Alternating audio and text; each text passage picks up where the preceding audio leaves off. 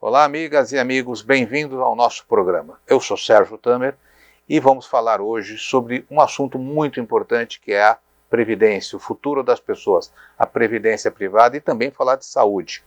E a gente tem a honra de receber a Alexandra Leonello, que é presidente da Metros, Fundação dos Funcionários do Metrô, que tem um fundo de pensão, mas a gente não vai falar só da Metro, não. A gente vai falar muito sobre vida, sobre perspectiva. E aqui nesse programa a gente quer falar de maneira fácil, de maneira que você entenda, que seja claro, que todo mundo possa compartilhar esse conteúdo com outras pessoas.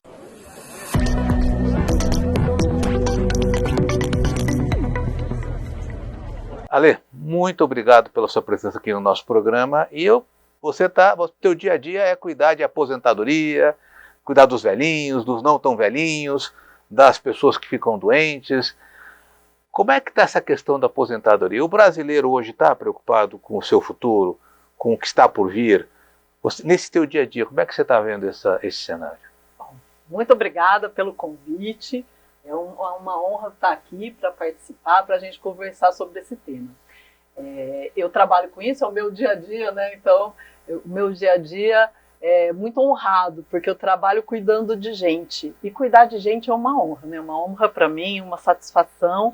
E os dois aspectos que eu cuido no meu dia a dia, justamente previdência e saúde.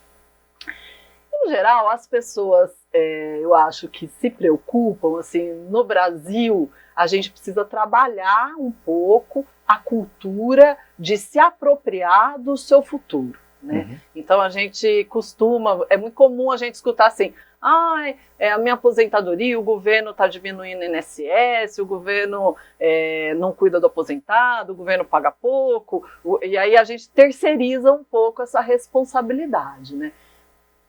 Não vou dizer que é mentira, que ao longo da história é verdade que houve uma redução, né? A previdência pública, ela é uma boa previdência pública, eu não acho que a previdência pública brasileira seja ruim, mas ela já foi muito mais generosa do passado do que ela é hoje, e a tendência é que no futuro, cada vez mais aumentando, né, com a inversão na nossa pirâmide populacional, cada vez mais a gente não possa terceirizar para o governo a gestão total do nosso futuro. Quando você fala terceirizar, é deixar a responsabilidade do governo da minha aposentadoria. Hoje eu trabalho, eu tenho meu emprego, então, sendo autônomo ou sendo empregado, eu estou incluído no sistema obrigatório, né? E esse sistema obrigatório, no futuro, vai me rentabilizar, vai ter uma renda que eu vou ter disso. Muitas pessoas fazem isso só.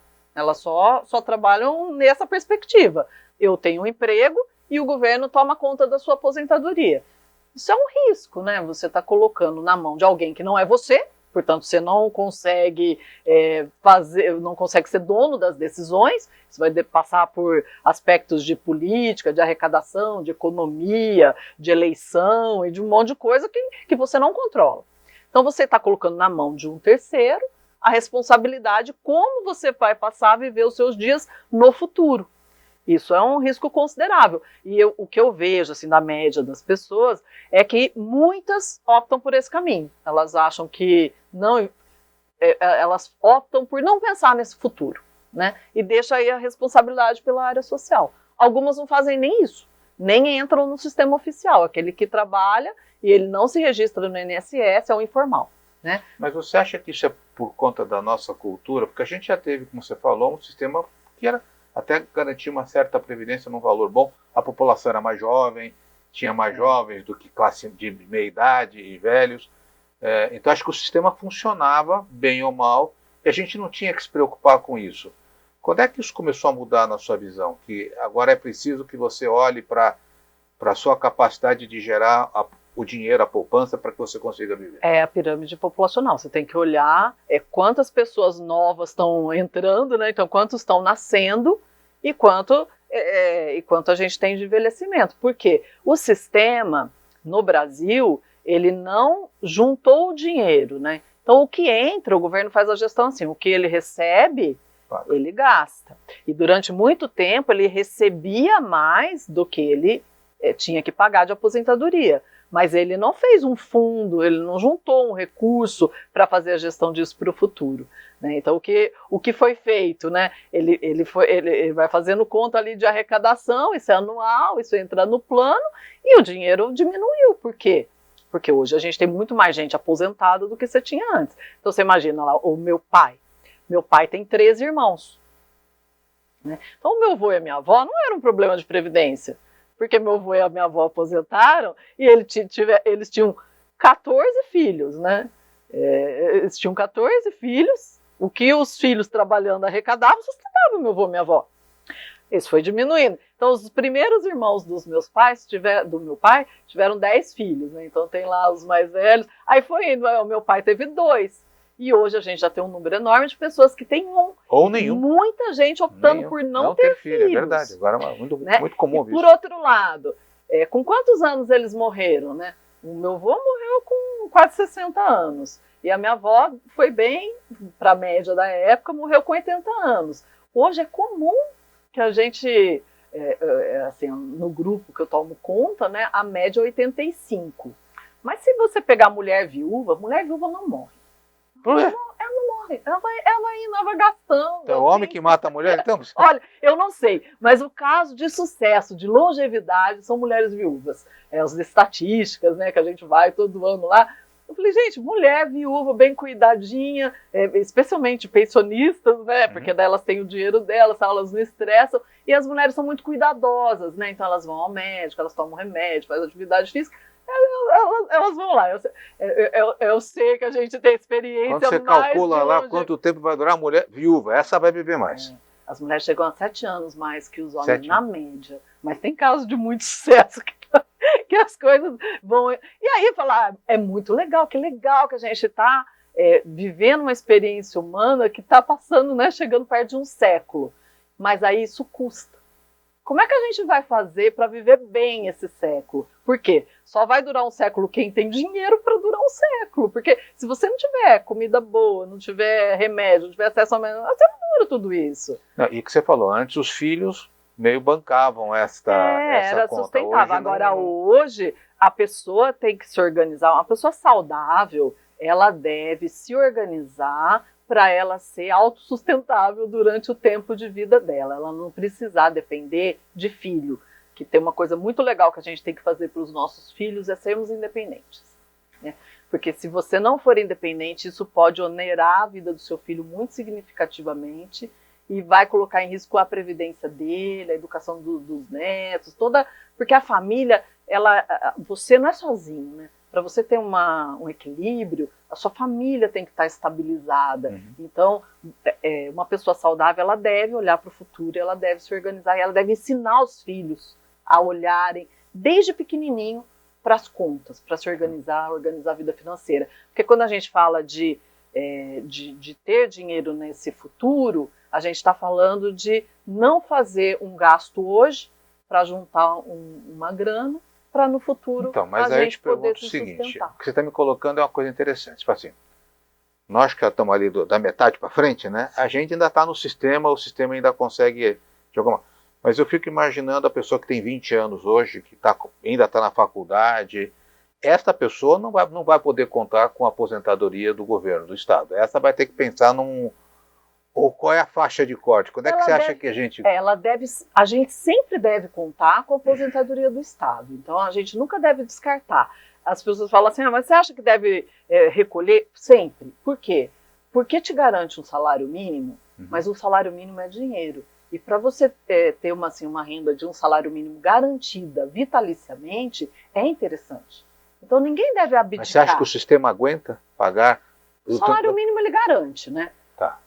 O que você vai ter é assim, mais do que o mínimo, você já vai começar a entrar no risco, porque você vai recolher e você não sabe se eles vão te garantir. Porque toda vez que você faz estudos ali de previdência, tal, vocês podem ver, eles vão baixando o teto, né? Que eram 20 salários mínimos, caiu para 10 salários mínimos, isso vai para 5 salários mínimos, e a tendência é que isso vá achatando no tempo. Porque o governo não faz muita mágica, né? As pessoas estão envelhecendo, elas estão durando mais, recebendo por mais tempo. A tendência é que ele garanta, porque não, a menos que colapse, imagino que não se vá retirar o direito da pessoa receber o salário mínimo. Às vezes tem... Isso é importante você estar colocando, porque tem muita gente que aumenta a contribuição querendo ter um valor maior para receber. Aí você já começa a ter que fazer uma análise de aposta de risco, né? Se você acha que o governo vai 2 salários mínimos, se ele vai honrar 3 salários mínimos, 5 salários mínimos, mesmo assim, para o que você recolhe, por exemplo, se você estiver numa empresa, ainda vale a pena, porque o patrão recolhe uma parte, você recolhe uma parte. Mas dependendo do quanto você recolha como autônomo, você já precisa avaliar. Porque se você guarda o dinheiro e isso rentabiliza no tempo, você vai ter garantido esse dinheiro, né? Desde que você também faça investimentos conservadores. Você enfiar tudo em Bitcoin, você também corre o risco de perder o seu dinheiro. Mas aí eu quero te perguntar o seguinte, mas eu preciso fazer o fundo de aposentadoria? Eu não posso eu mesmo fazer a minha poupança? Qual é a vantagem de eu chegar e contribuir? Porque a aposentadoria é um fundo. É isso que eu quero que você explique um pouco para quem está nos assistindo, eu acho ou nos ouvindo aqui, para entender essa dinâmica. A primeira coisa que a gente precisa entender é assim, a gente tem que montar, organizar, pensar no futuro e fatiar, né? Fazer um cesto de produtos que a gente deve ter para o nosso futuro. A primeira coisa que eu vou te dizer é, não importa o que você tenha, qualquer coisa é melhor do que não ter, ou ter só dívida. Então, seja previdência pública, privada, um fundo, uma casa, o que você conseguir ter já é muito melhor do que não ter nada, né? Então não se despreza nenhum tipo de ativo. Todos os ativos são interessantes. E aí você vai olhar. Se você trabalha numa empresa que te oferece previdência privada, sempre você deve estar nela. Vai ter até uma alteração aí futura que está para entrar, até já saiu, acho que já publicou, de adesão automática. Quando você entra na empresa, imediatamente você deve entrar nessa previdência. A gente não pode perder oportunidades que nos são oferecidas. Explica um pouquinho melhor para a gente. Eu sou contratado por uma empresa. Metrô de São Paulo. Metrô, você entrou lá no Metrô de São Paulo. Você vai ser contratado. Fiz o emprego. Você vai lá assinar o contrato de emprego, eles já te dão ali... Vou ganhar quanto? R$2.000 por mês. Não, o metroviário paga mais. Paga mais. Então tá bom. Mas tudo bem, vamos lá. Vamos supor que seja R$3.000 por mês. Tá. A hora que você assina o seu contrato de trabalho, eles já te dão a previdência ali. Você assina e você se inscreve na previdência.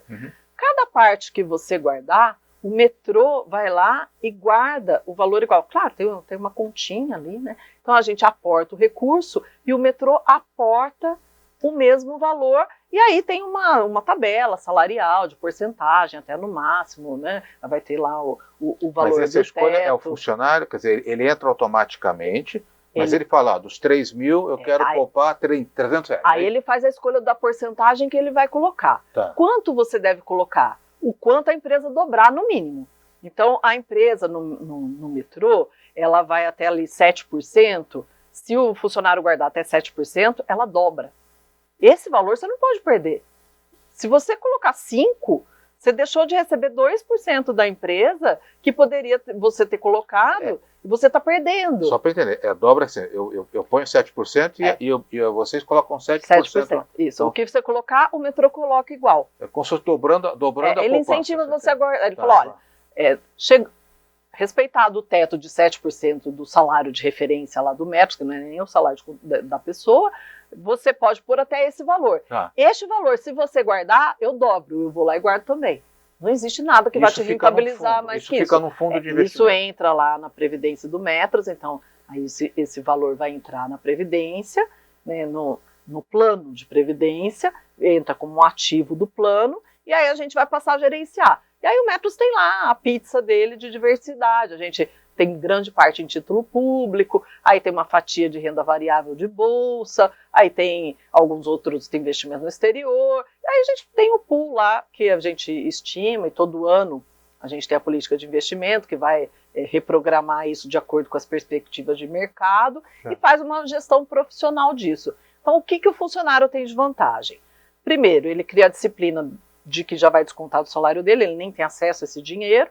O metrô dobra o valor, então uma poupança extra.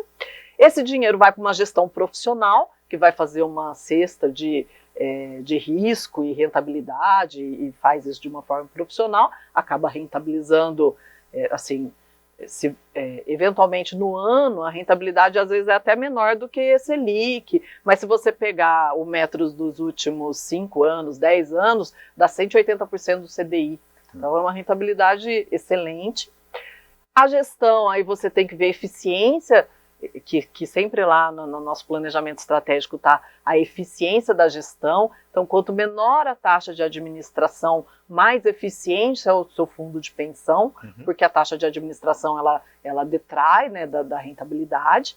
Então, lá a gente está com 0,50 em média, 0,49, 48, é uma taxa ok. A legislação prevê até 1%, mais de 1% já é desenquadrado da legislação. E aí você vê a eficiência do fundo. E hoje, quando você entra no metrô, você vai para o Metros. Então você não pode sair, você pode sair só depois que você encerra o contrato de trabalho. Aí você pode portar esse recurso para outro lugar. Mas eu queria te perguntar, eu posso portar para um fundo aberto? Eu posso sair de um fundo, no caso aqui é o fundo de uma empresa, que é um fundo fechado, não é isso que você está me explicando? Sim, sim. Tem outras empresas que fazem isso, né? Sim. A CEMIG, a Vale, sei lá quais são as companhias. Eu saio da empresa, eu sou demitido ou eu me demito. O que acontece com essa poupança que eu gerei ali? Com esse dinheiro que está guardado lá? Aí você vai ter várias possibilidades, né? Você pode sacar, o que a gente não recomenda, porque você tem um prejuízo tributário enorme. Então, se você sacar o dinheiro, você recolhe todo o imposto de renda de uma vez só, porque na previdência fechada, na previdência, não só na fechada, na aberta também, você tem um benefício tributário que você pode abater da base de cálculo do imposto de renda até 12,5% da sua receita anual. Então, toda pessoa brasileira no Brasil deve guardar em previdência fechada ou aberta, não importa, 12,5% da sua renda tributável. Isso para não deixar dinheiro na mesa. Porque se você não fizer isso no seu planejamento financeiro, você está deixando dinheiro na mesa para o governo e você não está fazendo uma boa gestão do seu futuro. Porque quando a gente fala em acumular recursos do futuro, essa disciplina, essa organização e esse dinheiro que parece pouco num primeiro momento, dá uma enormidade de valor no futuro. Então não pode ficar dinheiro na mesa. 12,5%, previdência. Fechada. Se tiver a sorte de trabalhar numa empresa que tenha fechada, vá para a fechada, é ótima. Como é que eu sei que a empresa tem? Quando você entra, o RH avisa. Então, as empresas estatais grandes, Vale, Petrobras, Banco do Brasil, FUNCEF, Metrô, aí tem várias privadas que tem também, né? A gente vai ter aí uma quantia grande de empresas boas, empresas mais antigas, né? O que não tem sido muito moda, né? As empresas novas não têm aderido ao modelo da fechada. Por quê? Porque o governo carregou com muita obrigação e não tem incentivo para a empresa.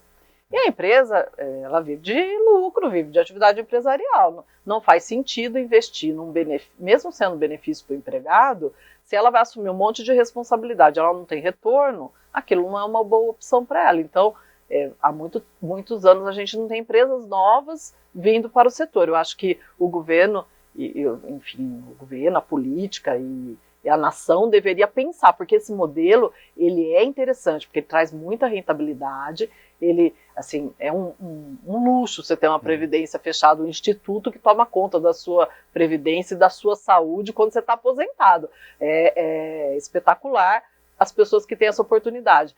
Mas isso não tem crescido. Então, eu acho que faz parte de uma reflexão a gente estudar, especialmente na saúde, né? A autogestão em saúde entrega uma saúde de excelente qualidade. Então, a gente vai falar de saúde. Eu quero entender o seguinte, você não me respondendo. Eu saí dali, fui demitido, me demiti. Então, aí você pode... 50 mil reais que eu consegui guardar. Você pode sacar, que você não recomenda porque vai ter uma grande perda.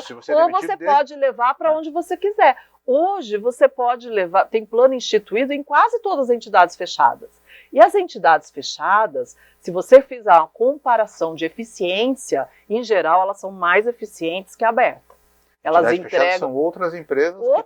Então, por exemplo... Mas se eu não estou indo, eu fui para trabalhar... Não, você não precisa. Você não precisa mais. Então vamos supor, você está lá no Metros, né? Saiu do Metros, você não quer ficar no Metros. você quer ir para um outro fundo, a Vivest, que é uma da elétrica. Tá. Você abre um plano instituído na Vivest e você migra. Mesmo não trabalhando lá. Mesmo não trabalhando. Mas eu posso continuar na Metros? Eu gosto de continuar na Metros. Pode continuar no Metros. Inclusive, se você sai do Metros, você perde o vínculo. Aí você vai ter problema, você não pode ficar na saúde, você não vai ter os benefícios de ficar ali. Mas tem quase todos os fundos fechados hoje tem o plano instituído. O plano instituído é esse plano que não é da empresa. Entendi. Ele é de uma associação, ou às vezes da própria Abrap, você cria lá a figura do instituído da Abrap, e você entra, monta o seu plano família, que é esse plano instituído, e você leva o seu fundo para onde você quiser, se você não confiar na instituição que você está. Né? Entre a aberta e a fechada rentabiliza mais. Mas a fechada sofreu perdas no passado que arranharam um pouco a confiança. Mas hoje a legislação já avançou muito. O sistema é muito seguro, tem vamos muita explicar governança. o que é essa aberta e fechada. Aberta é de banco. De banco. Eu vou lá, de prateleira. Você vai lá, seguradora, PGBL do Banco do Brasil. Que também, se o cara não tem nada, é melhor ter isso do que não ter nada. Sim. 12,5% da renda você precisa colocar num PGBL, seja do banco que você gosta. Hoje em dia tem N opções, né? Eu não vou fazer propaganda, mas a gente tem as plataformas, né? Tem plataformas digitais,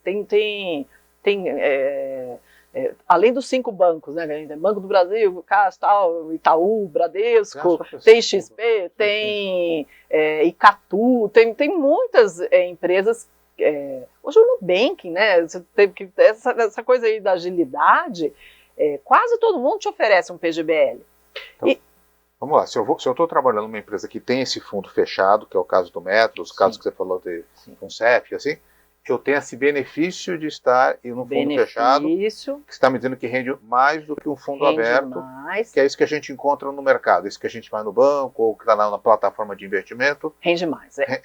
Eu recomendo que você analise a rentabilidade, não analise no ano, pegue 10 anos, 20 anos, porque você não está guardando dinheiro no ano. E às vezes no ano você tem uma ocorrência desfavorável. Você tem que olhar no prazo, né? Então, pelo menos 10 anos. Quanto rentabilizou nos últimos 10 anos? Qual a taxa de administração média desses 10 anos? Isso vai definir onde está o seu fundo, se ele é bom, se ele é ruim. E aí... Mas como é que eu sei? Fundo aberto, a pessoa que está nos assistindo, nos ouvindo aqui, ele vai lá e ele fala assim, eu quero depositar todo mês R$100 para o meu neto. Já vou dar, sou um avô legal e vou depositar. Aí ele tem várias opções. O que ele tem que considerar? Ver histórico de rentabilidade, é isso? Ver o que, assim, tem que olhar a composição do fundo. Quais são as dicas que você tem? É bom que ele olhe, mas é bom que ele, assim, um jeito fácil, porque não adianta falar, abra a carteira de investimento e veja lá se você tipo tem, se você tem Bitcoin, né?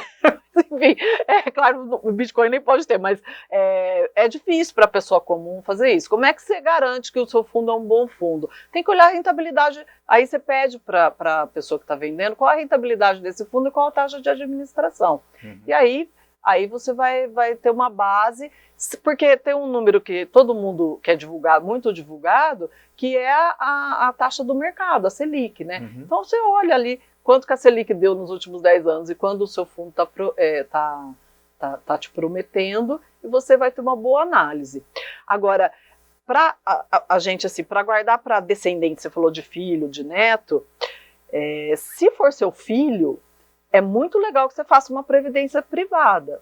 Se for seu neto, é melhor você comprar para ele tesouro direto. Por quê? Porque o seu neto não tem esse benefício tributário dos 12,5%, se ele não for dependente seu, você não pode abater a previdência dele da sua. Do seu filho você pode. Entendi. Então, o seu filho nasceu, 12,5% da sua renda você tem que guardar em previdência. Pode ser no seu nome ou do seu filho que é dependente seu.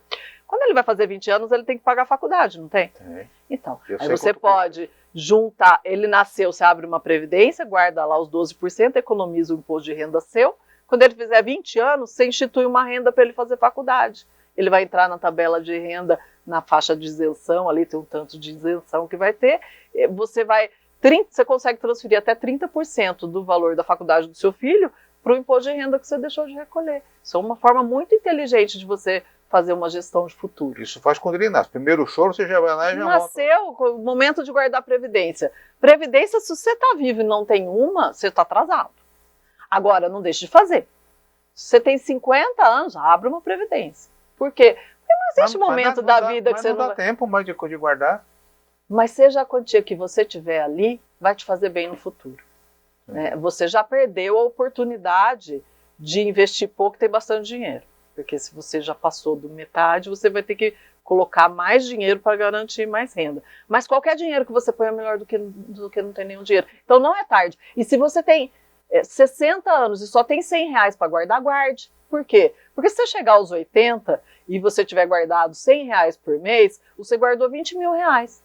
Que nos 80 anos, 20 mil pode te fazer uma diferença para fazer alguma coisa que você precise, que é muito melhor do que você não ter os 20 mil. E R$100 por mês é uma pizza. Aqui em São Paulo, uma pizza boa, ninguém vai na pizzaria e gasta menos de R$100. Então, às vezes, é uma pizza que você deixou de pedir. E ir na pizzaria ainda é legal, você vivencia experiência e tal. Agora, às vezes a gente pede a pizza para comer em casa e não agrega nada na vida da gente, a não ser caloria e banho na barriga. E aí você pode muito bem guardar os R$100 e falar, ó, você guardou R$100 e uma hora você vai ter 20 mil, você não fez esforço, é sem esforço. Então essas coisas a gente tem que racionalizar. Mas aí é um pouco daquilo que a gente é meio induzido a consumir, né? É, sim. Quer dizer, hoje e o que é fácil, pega o celular e iFood, não sei o quê, e chega na porta de casa. Que faz com que as pessoas não poupem tanto. As pessoas gastam e para poupar tem que pensar.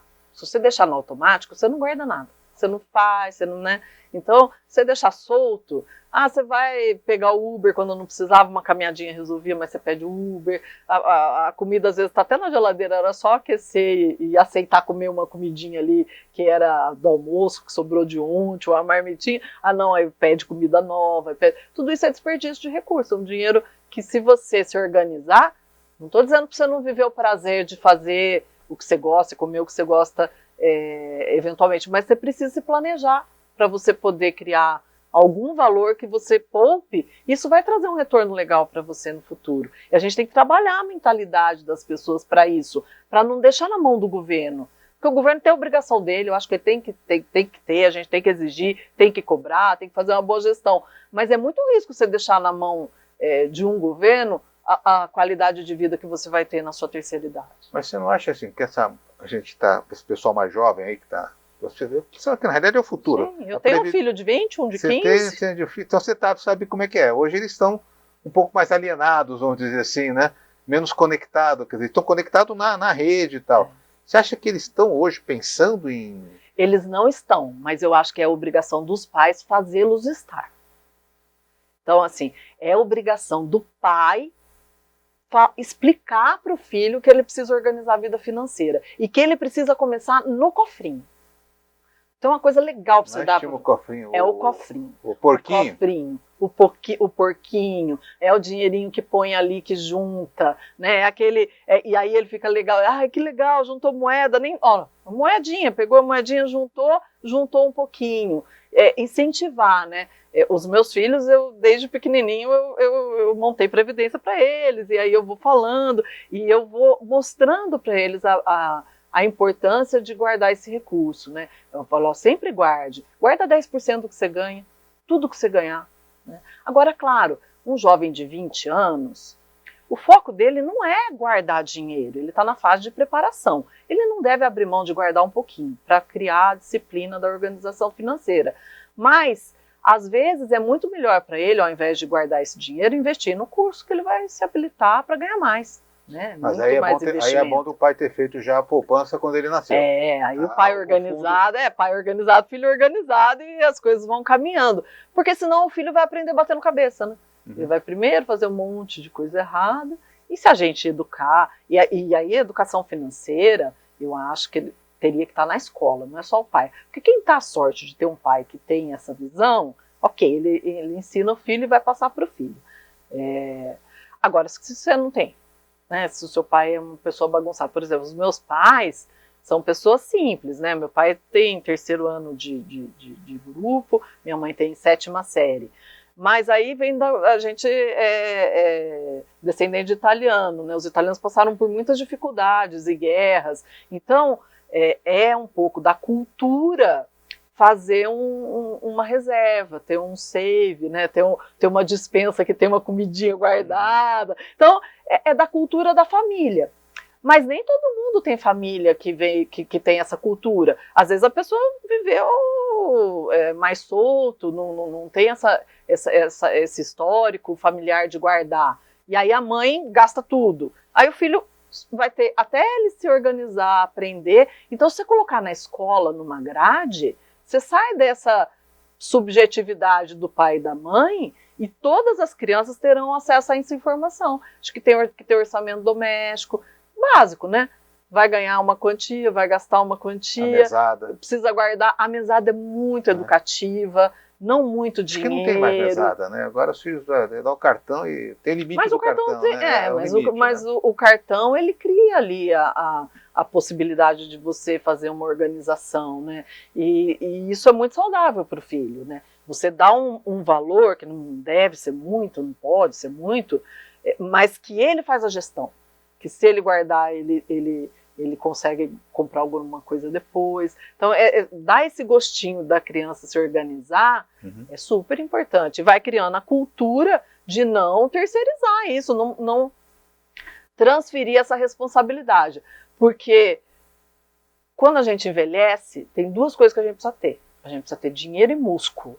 São duas coisas que músculo. A gente não pode abrir mão de ter para ter uma condição de vida boa quando você vai chegar numa fase de maturidade. E quanto antes você entender isso, mais tempo você tem para juntar dinheiro e ter essa velhice mais tranquila. É claro que muita gente vai morrer no caminho, né? Aí faz parte da vida. Agora, você sobreviver e não ter recurso suficiente mas sofrido. Uma coisa, quanto uma pessoa precisa ter? O cara que tá, quanto ele precisa ter para ter, sei lá, uma renda de 5 mil reais?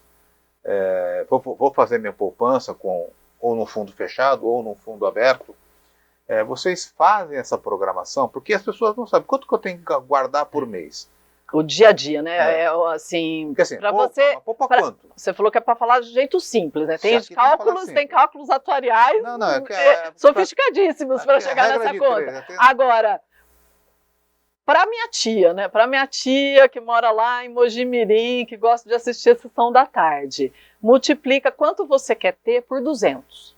O capital que você tem que ter para te gerar de uma maneira permanente uma receita. Sem o risco de acabar o dinheiro, com uma perenidade. 5 mil é bom? Acho que 5 mil é um valor médio, não sei, para o Brasil, 3 mil reais por mês para viver. Eu tenho que ter quanto poupado? 1 milhão. 3 mil vezes 200, é isso? Você falou eu falei 5, eu falei 3. Eu falei 5, o cara tem uma renda mensal de 5 mil reais por mês. 1 milhão de reais, né? 1 milhão de reais. 1 milhão de reais, porque você multiplica por 200. Por 200. A renda que você quer ter. 5 por 200. 5 por 200. Aí você quer ter 3. Aí você multiplica por 200, 600 mil. Aí você quer ter 1.000, você multiplica por 200, 200 mil. Uma pessoa que na vida dela consegue Essa é uma conta grossa, né? Não, sim, para ter Você juntou 200 mil reais... aí você consegue ter uma renda que tende a ser perpétua de R$1.000. Agora, considerando assim, tá bom, eu tenho 20 anos, juntei 200 mil reais, eu vou ter 20 mil para sempre. Você vai ter 2 mil para sempre. Só que considere, né, que isso vai perder valor, porque a inflação e aí a perpetuidade é no valor fixo. Então aí você vai criando as margens de segurança para esse valor. Se você tiver aí com 20 anos de perspectiva de sobrevida, eu acho que fica mais ou menos estabilizado. Quanto mais você carregar isso no tempo, mais risco você acresce nessa conta, né? Mas uma conta boa para você ter ali, não, mas deve 200 vezes. Para a pessoa ter um... Acho que 200 vezes a renda que você quer ter. E aí dentro do padrão de vida que ele vai querer ter. Eu quero ter 10 mil, vou precisar de mais. Quanto mais melhor, né? Lógico, né? Se você quer... que assim... Por isso que é difícil. Depois a pessoa fala. Eu vejo. Eu sou casado com um funcionário público, né? Então, meu marido tem, ainda no regime antigo, direito à aposentadoria integral. E os colegas sempre estão reclamando, né? Eu vejo muito esse debate, assim, não, porque é aposentadoria integral, mas a gente recolhe, e o governo está cortando. Eu falei, vocês recolhem, mas não tem equilíbrio. Por quê? Essa aposentadoria integral, ela tem um valor, assim, imenso. Porque você garantir uma renda integral é caríssimo, né? O governo aporta muito dinheiro para garantir. Não fecha a conta no fim do dia. Né? Agora, também justiça seja feita, né? A pessoa recolheu, ela está ali, já recolheu 20 anos, 30 anos, ela tem um contrato. Aí essas tentativas que se faz às vezes de trocar o regime em cima da hora, é sacanagem. Acho que o direito adquirido está dado, agora daqui para frente... Mas não é só, tem um limite para a expectativa de direito, porque ninguém tem direito adquirido a regime jurídico, né? Então, por exemplo, eles vão fazendo contas, né? Meu marido acho que está na terceira vez que já trocaram a conta atuarial dele e fala que ele tem que trabalhar. Ele parece, coitadinho, ele está igual a cenoura, né? A cenoura chega perto, eles puxam a cenoura, um coelhinho, né? Vai puxando a cenourinha dele. Por quê? Porque a longevidade aumentou, etc, etc. Mas, claro, as pessoas contrataram, elas foram contratadas, elas fizeram uma opção de carreira e de vida para estar nesse regime. Então, a troca na aposentadoria sempre, quando o governo vai fazer transição, a gente deve exigir que as transições elas sejam no tempo. Sim. Por quê? Porque você não pode violar uma perspectiva de vida, que a pessoa montou a vida para aquilo. Mas garantir essa aposentadoria integral é caríssimo. E aí você faz essa conta, né? Se o funcionário público ganha 20 mil reais... 20 vezes tudo. Vezes 200, ou seja, são 4 milhões de reais para garantir. Você falou para mim uma coisa, que quando a gente fica velho tem que ter dinheiro e músculo. E um planinho de saúde bom também, né? Aí a sua vida... saúde é muito cara, né? O plano de saúde é um desafio dessa longevidade, né? Porque você vai fazer essa reserva de dinheiro, né? Então, vamos usar 10 mil reais. Eu vou te dizer, 10 mil reais você guardou lá na gestão da saúde, no Metros, você deixa no mínimo R$1.700 para você ter um plano de qualidade para essa faixa de 60 anos, né? Então é nessa faixa 1.700 que a gente ainda está com preço legal. Eu conheço gente que paga 10 mil reais de plano de saúde, né? E vai virando um luxo, porque quanto mais velho você vai ficando, mais caro vai ficando o plano, porque hoje a gente tem uma quantia de procedimentos para a gente avançar na longevidade, né? Que é maravilhoso, que salva vidas, mas tem preço. Uhum. Né? E a gente tem o SUS, né? O SUS também eu acho que é outra coisa que a gente tem do governo que a gente tem que dar muito valor. O SUS é muito bom e é muito humano, e o que a gente pode falar do SUS é que ele deve sempre melhorar. Ampliar, reduzir fila, deve melhorar. Gestão, né? Melhorar a gestão, melhorar, buscar oportunidades de melhora, mas importantíssimo. Quando você tem um plano de previdência, você também tem um plano de saúde? Você opta, né? Se você quiser, você pode ter. Separado. Você pode. Se você tiver o plano de previdência, você pode ter saúde. Tá. Agora, você não pode ter saúde em autogestão sem ter a previdência. Tá. A gente tem uma limitação, né? Então, a autogestão é um modelo muito interessante de ofertar saúde, porque ela não é mercantilizada, né? O plano não tem lucro, né? O Metros ele trabalha só com a gestão do custo. Tá. Então a gente busca muito qualidade, né? Busca um equilíbrio de preço, porque as pessoas têm que pagar, mas busca qualidade, né? Tanto uma busca, eu não tenho que gerar lucro, e isso faz com que o modelo seja um modelo muito interessante. E você acha que aquilo que você falou, é melhor ter alguma coisa do que não ter nada? É melhor ter um plano pequeno do que não ter nenhum plano de saúde na velhice? Não acho. Não acha isso? Eu acho que há planos tão ruins no mercado que é melhor o SUS. Que é melhor o SUS. É melhor o SUS. Eu, Alexandre, né? Claro, aí vai ter... não é a opinião do mestre, é a sua opinião. É a minha opinião pessoal, né? Se eu não tivesse dinheiro para ter um plano, eu ficaria com o SUS. Talvez eu pegasse ali um médico de confiança, pagar uma consulta, né? Os exames, que tem um valor que é razoável, apesar que as unidades de saúde, elas fazem esse mapeamento de saúde, aí depende do quanto você quer dedicar, porque o que tem de chato no SUS, né? Tem fila, marca exame, às vezes você marca e não vai, eu acho que tem uma série de coisas ali que pode ser melhorada. O médico, um médico que você tem, um clínico geral, ou um geriatra, ou um médico de família, recomendo fortemente o médico de família. Tá. É um investimento legal para você fazer. Eu ficaria com um médico de família ou da própria unidade, se você tiver menos dinheiro, se você não tiver o dinheiro da consulta, vá para a unidade de saúde e fica com o SUS. O SUS é um tratamento de qualidade que segue protocolos, segue a orientação do Ministério, ou seja, ele não está preocupado em gastar ou não o dinheiro, ele tem o protocolo para seguir. Numa operadora pequena, se ela tiver premida por custo, vai ficar na mão você vai colocar na mão de um privado, que às vezes está com problema para fechar a conta dele, o fluxo de caixa dele, o seu tratamento de saúde. Então, se não puder ter um plano de qualidade, é melhor você ficar com o SUS.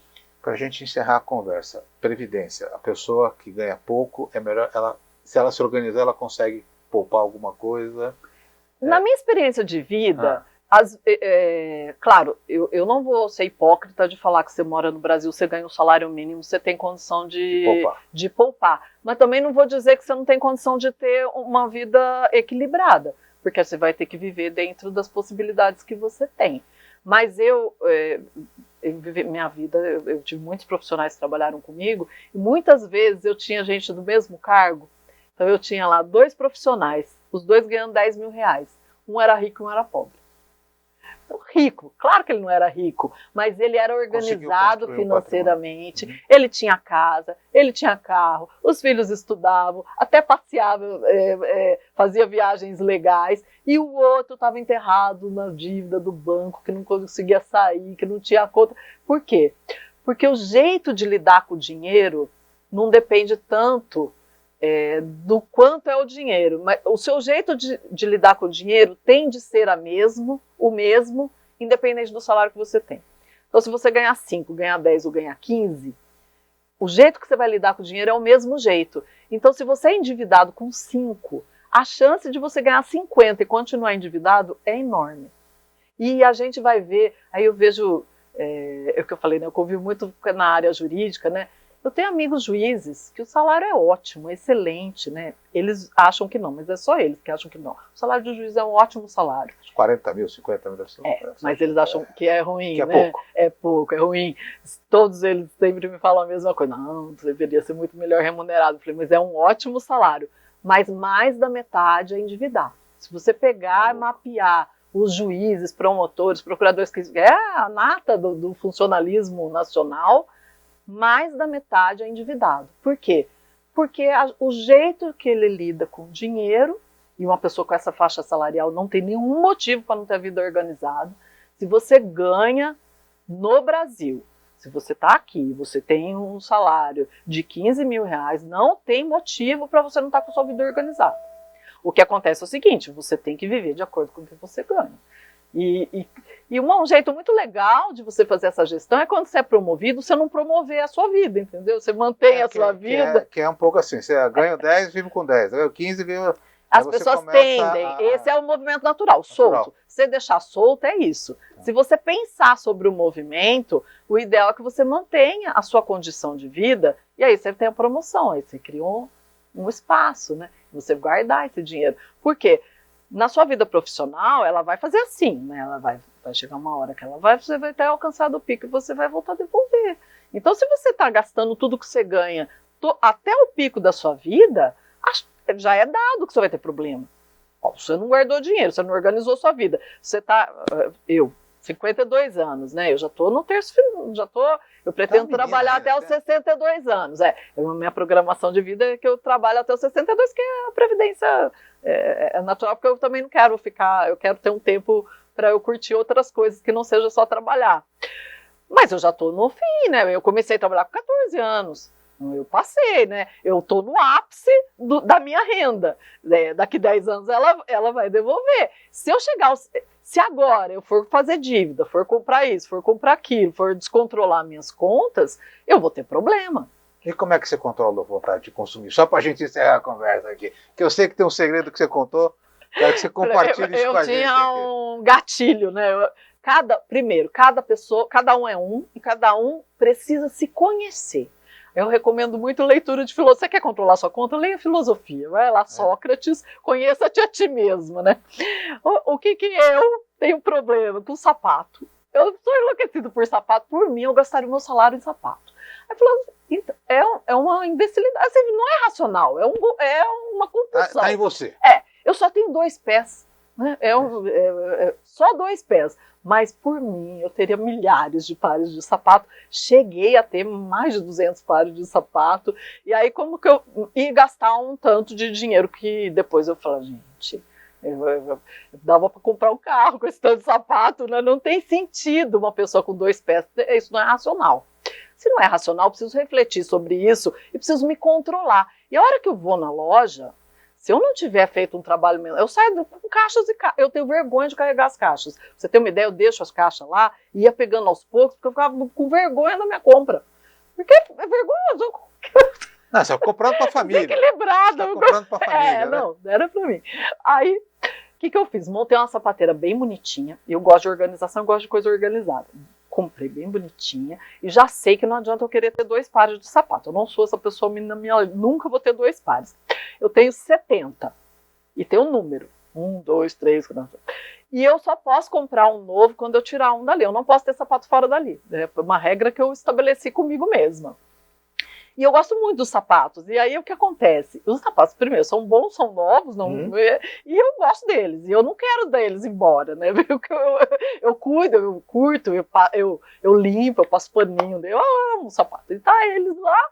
E aí eu sei que eu só posso comprar outro quando eu tiro. E aí agora eu compro controladamente. Então, aí quando estraga, eu fico até feliz. Estragou um sapato, vou poder comprar um novo. E aí estrago o sapatinho, eu tiro lá os 2 pares, aí eu olho que tipo que eu quero, né? E aí eu vou na loja e escolho 2 pares novos. Mas eu controlei a minha despesa, eu controlei a minha compulsão, passando por isso, por ter comprado provavelmente sapato. Esses 130 sapatos que você não tem, virou poupança, virou investimento. Virou guardar dinheiro, então você conseguiu gerir melhor a sua... Muito melhor, porque era uma fonte de desperdício de recurso, uma compulsão. Tem gente que vai ter isso com videogame, tem gente... O meu filho, por exemplo, é um que, por ele gastaria todo o dinheiro dele comprando videogame. Então ele tem lá a cotinha que ele pode ter, e ele precisa negociar com ele. Porque é um processo que você vai negociar com você mesmo, né? É como uma pessoa que come demais, ela tem que negociar com ela mesma ali, encontrar o caminho, né? Agora, sempre, todo mundo precisa de um orçamento, ou no celular, ou no aplicativo, onde eu gostar mais. Eu gosto do meu caderninho, o que ganha entra, registra, o que sai registra, porque você vai perceber quando você anota que tem dinheiro que está indo... Embora. O dinheiro precisa servir a gente, né? Então o dinheiro deve ser usado para as coisas prazerosas, porque te faz bem. Essa dopamina de comprar 130 pares de sapato é muito curto esse prazer, ele não merece você gastar com isso. Agora, desfrutar uma refeição no restaurante, ok. Agora, o iFood é um desperdício de dinheiro. Às vezes o deslocamento, ficar gastando táxi e pedir Uber toda hora também pode ser uma fonte de desperdício. Aí cada um tem que olhar. Às vezes o videogame é o desperdício. No meu caso era o sapato, era o desperdício. Tem pelo menos uns 10% aí que dá para tirar do teu... Sempre tem. Sempre tem um espaço racional para você trabalhar, para você organizar e você, primeiro, sair da dívida, né? Primeiro você organiza a sua vida para você sair da dívida e aí criar um espacinho para você guardar alguma coisa. E não é guardar o que sobra, é guardar e gastar o que sobra. Né? Primeiro você guarda, e aí você gasta o que sobra. Depois que você passou pelo processo de organizar, hoje em dia tem profissionais que podem ajudar. Um planejador financeiro, tem vários já com curso em psicologia e planejamento financeiro. Porque a parte financeira é a parte fácil. Essa parte do... É a cabeça que tem que... Você encontrar o lugar de você negociar, você organizar a sua vida, esse que é o difícil. O difícil é você mudar o hábito, você se estabelecer nessa posição de organizar suas coisas. Esse é o difícil. Eu gostaria de ter aprendido, eu ganhei de brinde, né, que eu fui trabalhar no Metros, e aí de brinde eu ganhei essa vivência com cuidar das pessoas, ver o que elas estão fazendo. Isso foi muito rico para mim. Gostaria eu de saber isso aos 20 anos, como meu filho sabe, que eu estou ensinando para ele, né? Alexandre, queria agradecer muito aqui a sua presença aqui no nosso programa. Foi ótimo, acho que falar de previdência, falar de aposentado, falar de vida, falar de filhos, de sapatos, né? De sapato, de como você controlou essa compulsão, foi maravilhoso. E deixar o convite para te bater o papo na próxima oportunidade. Muito obrigada. Muito obrigado, gente. A gente volta no próximo programa. Até lá.